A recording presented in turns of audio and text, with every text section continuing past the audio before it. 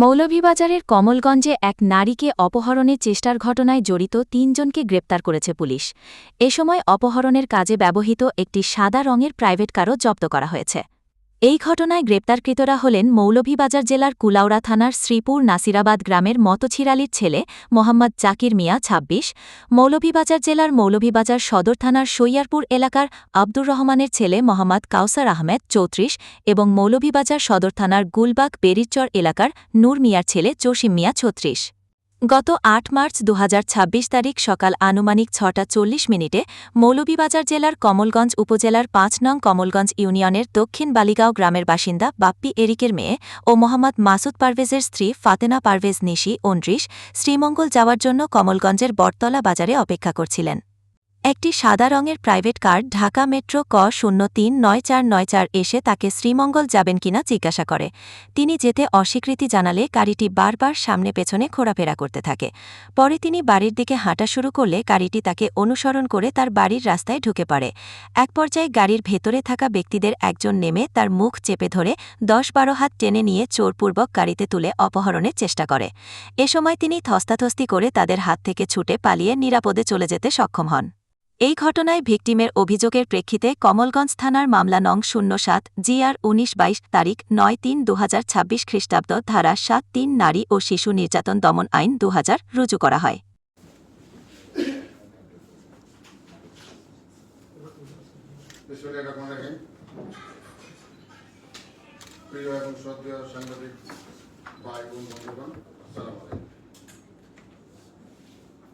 আপনারা অবগত আছেন, গত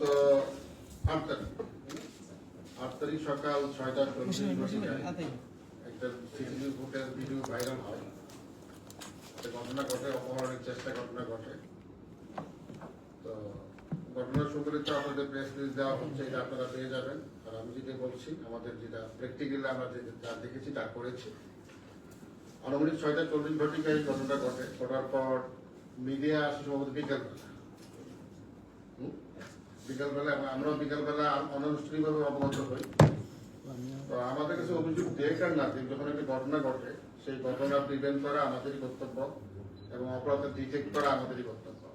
কারণ আপনারা জানেন, পুলিশের মূল কাজটি হলো protection and detection of crime. Protection and detection of crime হলো পুলিশের মূল কাজ। আর আইন শৃঙ্খলা রক্ষা যেটা সকলের সম্মিলিত কাজ, সেখানে পুলিশ একটা স্টেক হোল্ডার মাত্র। আইন শৃঙ্খলার বিষয়ে যখন কথা বলবো তখন হলো সকল স্টেক হোল্ডার যারা আছে, সকল কমিউনিটি, সকল পেশাজীবী, সকল ধর্ম, বর্ণ, গোত্রের সম্মিলিত কাজ হলো আইন শৃঙ্খলা নিয়ন্ত্রণ করা। আর detection and protection of crime হলো একান্তই পুলিশের কাজ।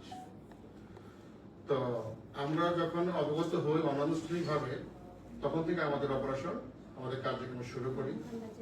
শুরু করার পর আমরা তাদেরকে ট্রেস করতে পারি।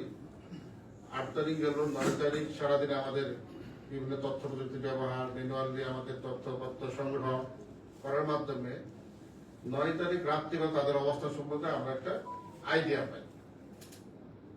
তো আইডিয়া পাওয়ার পর ৯ তারিখ রাত বা ১০ তারিখ যখন শুরু হয় রাত ১২টার পর, ১০ তারিখের ঘটনা আমরা তাদেরকে অ্যাপ্রিহেন্ড করতে সামর্থ্য হয়।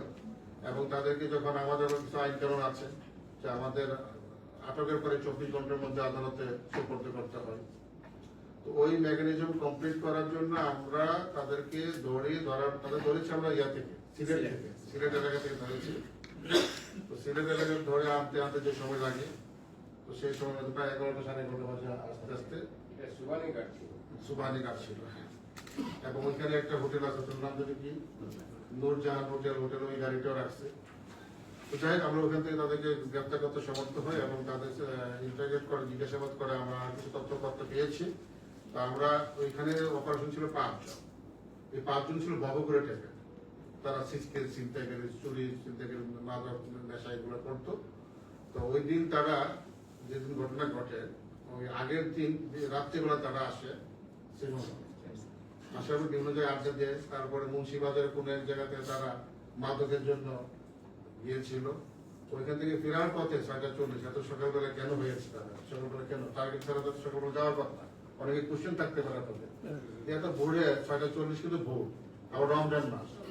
বা আগে থেকে কি তাকে ট্রেক করছে কিনা, আগে থেকে তাকে ফলো করছে কিনা, এমন কি নয়। কাকতালি হবে, তারা তো নেশাগ্রস্ত এবং নিম্নমানের হোটেলে অবস্থান করতে তারা বিভিন্নভাবে।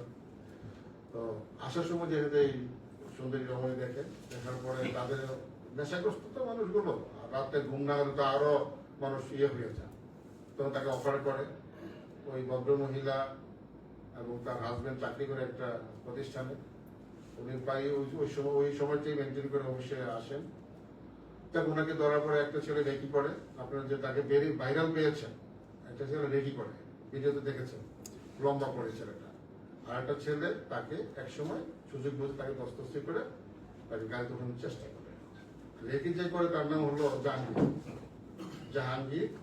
আর যে মূল দস্তদস্তিকারী যেটা, দুইজন কিন্তু দুইটা ভিডিওতে আপনার দুইজন পাবেন। একটা রেকি করা লম্বা একটা ছেলে, আর একটা তাকে দস্তদস্তি করে নিয়ে আসা।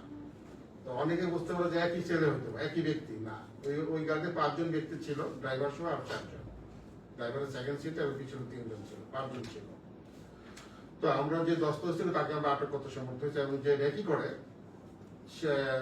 সে আমাদের ইয়াতে অবজারভেশনের মধ্যে আছে। আমরা হয়তো অল্প সময় তাকে আমরা আটক করতে পারবো। তো স্বাভাবিকভাবে আমরা চেষ্টা করেছি, ঘটনা শোনার পর থেকেই চেষ্টা করেছি, যেটা হলো যে সোশ্যাল মিডিয়াতে অনেকে অনেক কথা বলার চেষ্টা করে। তো আমরা চেষ্টা করেছি আমরা আমাদের কর্তব্য কর্মসূচি যথাযথ পালন করার। এবং শুক্রিয়া যে আমরা কিন্তু আপনারা দেখেছেন যে আমরা সময় নিই। যদি রিল্যাক্স বসে থাকতাম তাহলে আরো সময় বেশি লাগবে। আর অপরাধীরা অপরাধ করে কিন্তু ওই জায়গায় থাকে না, তারা ছিটকে পড়ে। তার ছিটকে পড়েছিল তাই তার ছেলে চলে গিয়েছিল। তো আমরা যাই হোক, এই পর্যন্ত আমাদের সফলতা হলো এই। এর মধ্যে আবার আজকেও এক ঘটনা আমরা শুনতে পেরেছি নাকি কোলাওয়ারাতে একটা ডেড বডি পাওয়া গেছে। শুধু খালি একটা স্যান্ডেল, ডেড বডি 2 স্যান্ডেল আর একটা স্যান্ডেল পাওয়া গেছে। ওই স্যান্ডেলের সূত্র ধরে আমরা ওই আসামি করে ফেলছি আজকে উইদিন 24 আওয়ার্স। 24 আওয়ার্স না, এরকম লেস দেন 24 আওয়ার্স। হ্যাঁ, 4 or 5 hours, only 4 or 5 hours এর মধ্যে আমরা কিন্তু ওই স্যান্ডেল ধরে অপরাধী কিন্তু তার চিহ্ন রেখে যান, যদি আমরা এটা জিজ্ঞেস করতে পারি।